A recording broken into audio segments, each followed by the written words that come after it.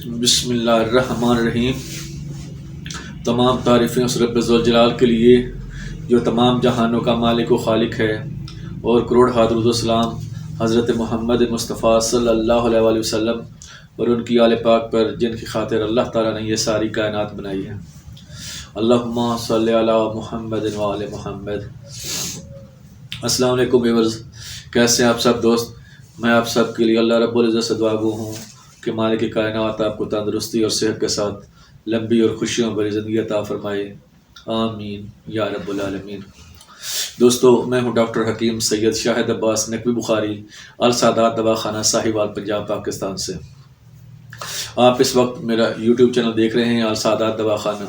میں نے آپ لوگوں کے لیے ایک روحانی چینل بھی بنایا ہے جس کا نام ہے روحانی لائف ود شاہد بخاری۔ اس میں مختلف قسم کے عملیات بتا رہا ہوں۔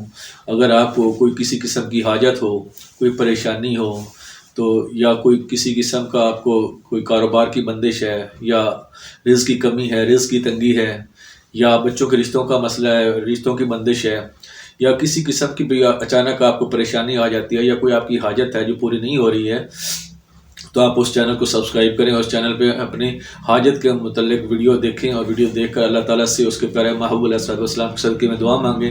اللہ تعالیٰ کرم کرے گا، انشاءاللہ آپ کی حاجت روائی ہوگی، اللہ تعالیٰ آپ کی خواہشوں کو پورا کرے گا انشاءاللہ۔ اگر رزق کی تنگی ہوگی تو رزق فراوانی ہوگی، اگر کاروبار کا مسئلہ ہے تو انشاءاللہ کاروبار میں برکت ہوگی، کاروبار چلے گا، اور اگر بچوں کے رشتوں کی بندش کا مسئلہ ہے تو بچوں کے رشتوں کی بندش بھی ختم ہو جائے گی، اللہ تعالیٰ غیب سے سبب پیدا فرمائیں گے انشاءاللہ۔ تو دوستو، میں نے آپ لوگوں تک یہ اپنا جو ہے ہمارا خاندانی علم ہے، چاہے علم طب ہو یا روحانی علم ہو، میں صدقہ جاریہ سمجھ کر آپ تک پہنچا رہا ہوں، کیونکہ زندگی کا تو کوئی بھروسہ نہیں ہے، انسان کو اس لمحہ بھی موت آ سکتی ہے، تو مر جانے کے بعد بھی یہ لوگ فیض اٹھاتے رہیں گے، تو وہ صدقہ جاریہ ثواب اس کا آپ کے نامہ اعمال میں لکھا جاتا رہے گا۔ تو آپ بھی اس کو صدقہ جاریہ سمجھ کر آگے سے آگے شیئر کریں، تاکہ سادات کا یہ سلسلہ فیض چلتا رہے اور لوگ فیض اٹھاتے رہیں۔ تو السادات دواخانہ میں آج ہم جس بیماری کا ذکر کر رہے ہیں، ہمارا موضوع چل رہا تھا معدے کی بیماریاں، اور معدے کی بیماریوں میں آج ہم جس بیماری کا ذکر کرنے لگے ہیں وہ ہے ہچکی۔ اس کو طب کی اصطلاح میں فواق کہتے ہیں۔ سب سے پہلے یہ پتہ ہونا چاہیے کہ ہچکی کیا ہے۔ ہچکی ایک ایسی چیز ہے جب کہ فم معدہ پر کوئی چیز یا کوئی رطوبت فم معدہ کو تنگ کرتی ہے، تکلیف دیتی ہے، تو فم معدہ اس تکلیف کو دور کرنے کی کوشش کرتا ہے، تو اس سے جو آواز پیدا ہوتی ہے اس کو ہچکی کہتے ہیں۔ تو اب یہ دیکھیں کہ ہچکی کیسے پیدا ہوتی ہے۔ چونکہ اعصاب سارے وہ آ کے فم معدہ پر تقسیم ہو جاتے ہیں، اس لیے فم معدہ انتہائی حساس اور نازک اور ذکی الحس حصہ ہے، تو اس کی وجہ سے اس کو کوئی رطوبت یا کوئی جب غذا کھاتے ہیں اس کا کوئی حصہ اس کے ساتھ فم معدہ کے ساتھ چپک جائے، یا کوئی رطوبت اس کے اوپر آ جاتی ہے، تو فم معدہ اس کو دفع کرنے کی کوشش کرتا ہے، اس کو دور کرنے کی کوشش کرتا ہے، تو ڈایافرام جو ہوتا ہے وہ سکڑتا ہے۔ جیسے ہی ڈایافرام سکڑتا ہے تو ہوا حجرہ میں داخل ہو جاتی ہے، اور ہوا حجرہ کے داخل ہوتی ہے، اور جیسے ہی پھر یہ ڈایافرام بند ہوتا ہے تو ہوا جو ہوتی ہے وہ آواز کی تاروں لیگامنٹ سے لگ کر جو آواز ٹکراتی ہے، اور جو آواز پیدا ہوتی ہے اس کو ہچکی کہتے ہیں۔ تو اب چلتے ہیں دوستو اس کے اسباب کی جانب۔ سب سے جو اس کا مین سبب تو ہوتا ہے کہ غذائی اجزاء کا فم معدہ کے ساتھ چپک جانا۔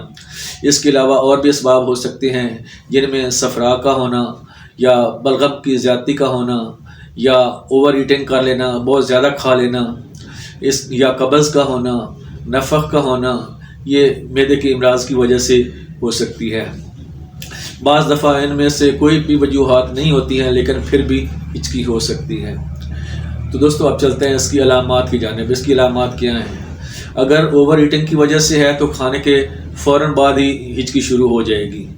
اگر نفخ کی وجہ سے ہوگی تو پیٹ میں کر کر کر کی آوازیں آئیں گی، اور اس کے علاوہ اگر صفراوی جو وجہ سے ہوگی تو جب صفرا کی وجہ سے قے آتی ہے تو صفراوی قے کے بعد بھی ہچکی آتی ہے۔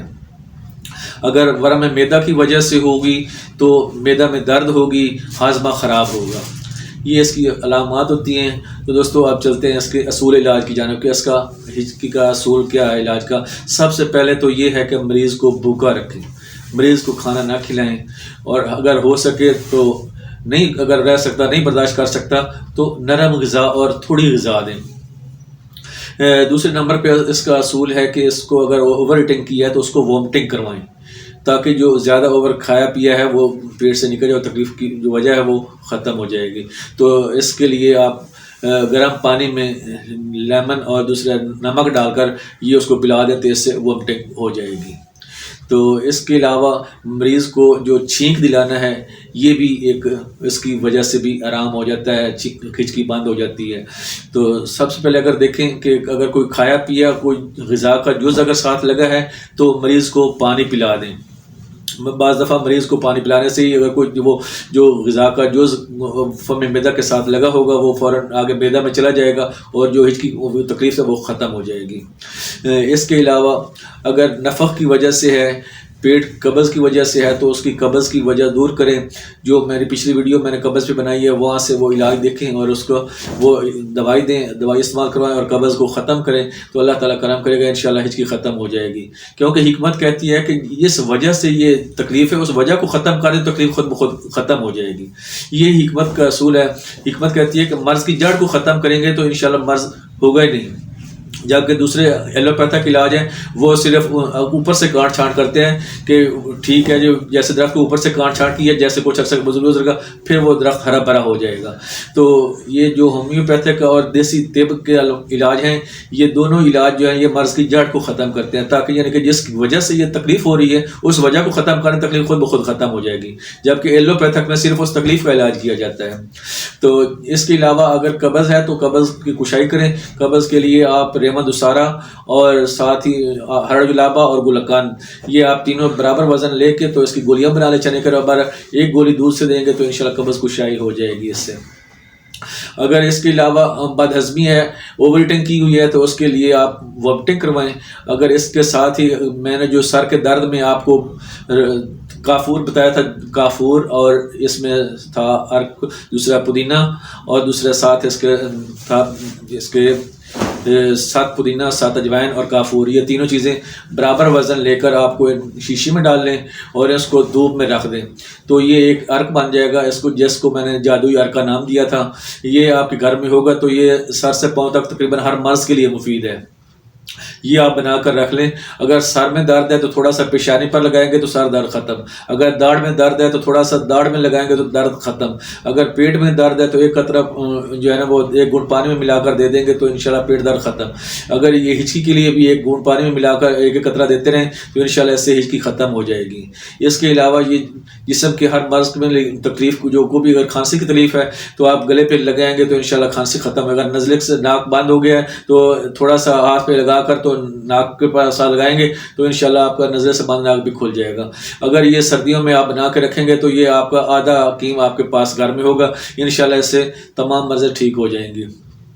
اس کے علاوہ اگر کوئی پیٹ میں درد کی وجہ سے ہے، ہاضمے کی وجہ خرابی کی وجہ سے ہے تو آپ اس کے لیے آپ لے لیں اجوائن، پودینہ، سونف اور ساتھ اس کے لے لیں لونگ 10 گرام، یہ تمام اجزاء 10-10 گرام لے کر ان کا سفوف بنا لیں اور اس کو ارک گاؤ زبان کے ساتھ 1 تا 3 گرام دوائی دیں، اللہ تعالیٰ کرم کرے گا اس سے بھی انشاءاللہ معدہ ٹھیک ہو جائے گا اور ہچکی بند ہو جائے گی۔ تو دوستو یہ تھی میری آج کی ویڈیو، آپ میری دعا کیجیے گا کہ اللہ تعالیٰ ہم سب کو ایک دوسروں کے لیے آسانیاں پیدا کرنے کی توفیق عطا فرمائے، آمین یا رب العالمین۔